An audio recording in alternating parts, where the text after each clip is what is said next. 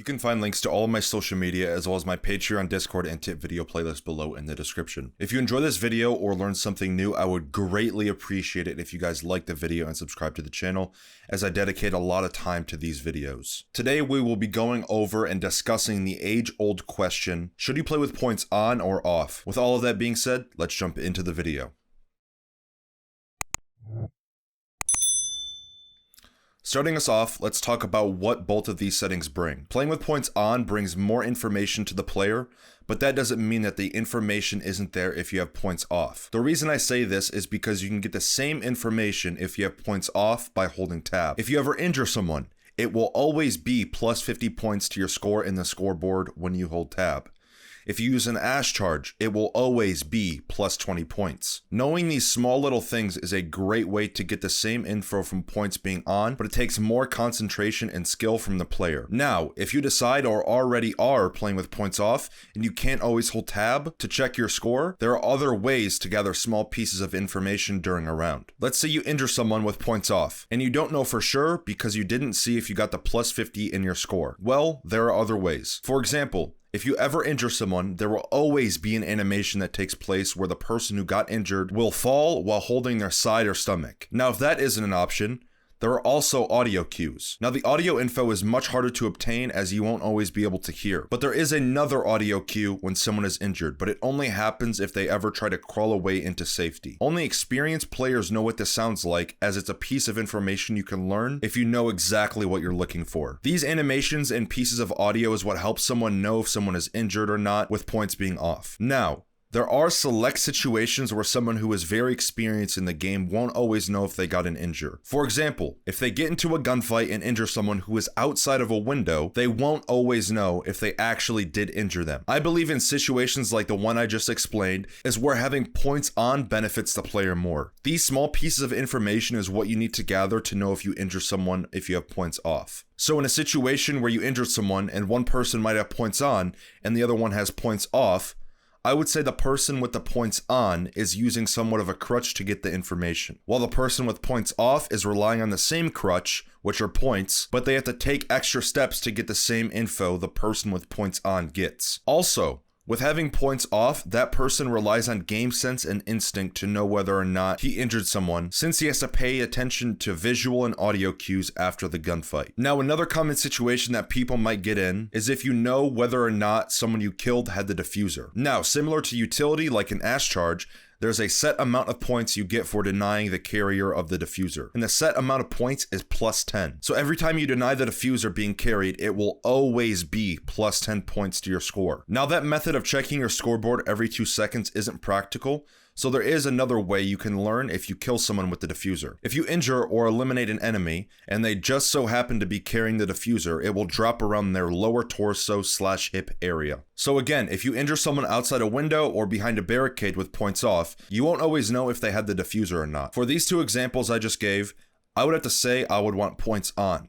Now personally, I have played a large amount of hours in competitive Siege.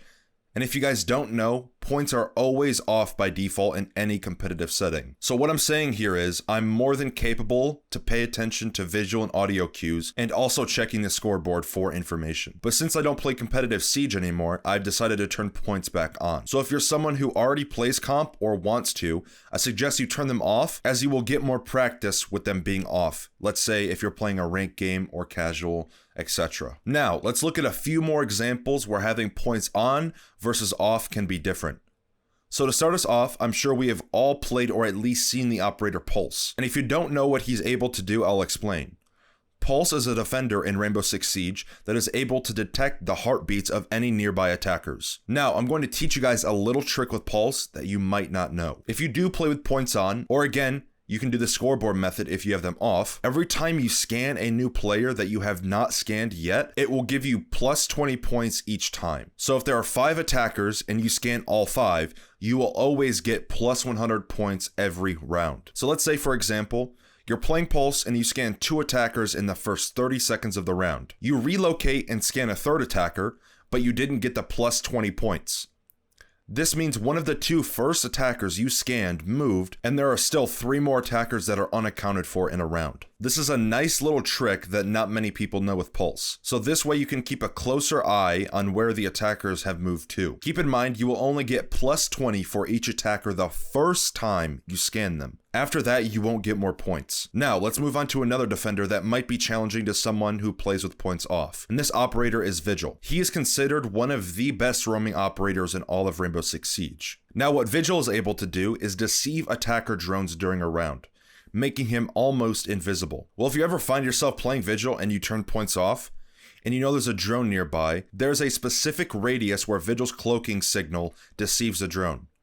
So if you can't find the drone, what you can do is test the range of the drone. While you're testing it, walk around with the ability turned on and hold tab to look at your score. Once you see that you're beginning to get plus 2 points every second, that means the drone is in a 12-meter radius from you, as that's how far Vigil's ability goes. Now keep in mind that the drone could be above you or below you, as it's sort of like a bubble once the ability is activated. Finally, let's make a conclusion on whether you should turn points on or off the next time you play. So as I said, if you play with points off, you can gather the same information a player with points on can by just holding tab. Now you won't always be able to do that, so there are specific animations, audio, and visual cues as I said. So if you're someone who has no problem learning those things, then I suggest you turn them off. Also, if you're a player who wants to get into comp or already is, I suggest you turn points off. The reason for this is because the sooner they are off, the more comfortable you will be with them off, and the more reps and situations you're in with them off, the better it will be for you in the long run. Now, there may be players who watch this video that want to keep points on, but they make a mistake that they don't know about. Some of you might injure someone with points on and immediately rush the person and go for the kill. If you're that kind of player, I suggest you turn them off. But that ultimately won't fix the issue, as you will learn when you injure someone with points off and you're back to square one. So, I want you to work on that issue. Just keep in mind, it's more important that you keep your life than trying to take an enemy's during a round. Lastly, if you're a player who gets distracted easily, I suggest you turn them off. It may be hard in the beginning with points off, but it is more rewarding to learn something new and have it work for you over time. Now, that is going to wrap up this tip video, I guess you could call it. If you did enjoy or learn something new, make sure you guys leave a like and subscribe. I put a huge amount of time into my videos, and I would seriously appreciate all the support I could get. As I said at the beginning of the video, there are links to all of my social media as well as my Patreon, Discord, and tip video playlists down in the description. With all of that being said, I hope you enjoyed, and I will see you guys in the next video.